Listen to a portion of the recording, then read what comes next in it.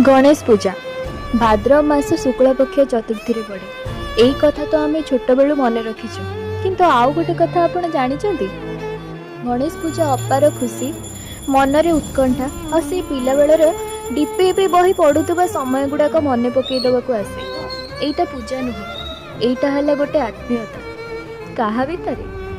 सेईटा हला आत्मीयता सेई पिला बेलर आउ एबे बेल भितरे। सेई स्कूल, सेई सांग, सेई बुंदी पाई झगड़ा, आउ सेई धाड़ीर ठेला पेला, आउ सेई नुआ ड्रेस। कौन मन पड़गला?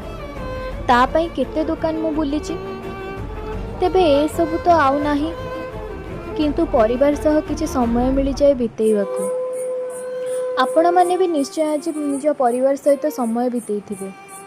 मु भी बितेइछि। तेबे आपण कहंतु आपणक दिनटी केमती गला? जय गणपति बाप्पा।